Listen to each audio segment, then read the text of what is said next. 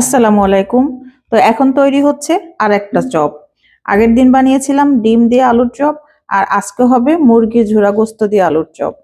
তো যেকোনো হালাল খাবার পরিষ্কার করে তৈরি করলে সব ধরনের খাবারই খাওয়া যায়, আলহামদুলিল্লাহ কোনো সমস্যা নাই। তো আমি এই চপটা বানিয়েও কিন্তু সুন্দর করে আলুর চপের মতো শেপ দিয়ে ডিপ ফ্রিজ করে ফেলবো। তো দেখতে পাচ্ছেন আমার চপটা কিন্তু রেডি হয়ে গেছে। আমি অলরেডি ফ্রোজেন করে ফেলেছি। এখন বক্স করব।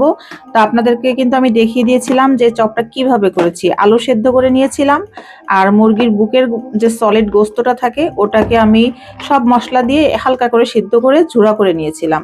আর সাথে কাঁচা মরিচ, কাঁচা পেঁয়াজ, ধনিয়া পাতা, সরিষার তেল এগুলো দিয়ে আমি এটাকে মিক্স করে আর কি ভর্তা করে চপটা তৈরি করেছি। দিয়ে ফ্রোজেন করে এখন বক্স করে রেখে দিচ্ছি। তো এটা যে আমার প্রতিদিনই খেতে হবে রোজার ভিতরে তা না। যেদিন দেখা যাচ্ছে একটু ভালো লাগলো না, আজকে ইফতারি বানাতে ইচ্ছা করছে না, সেদিন এইটা বের করে ঝটপট বানালেই হয়ে যাবে মজাদার চপ।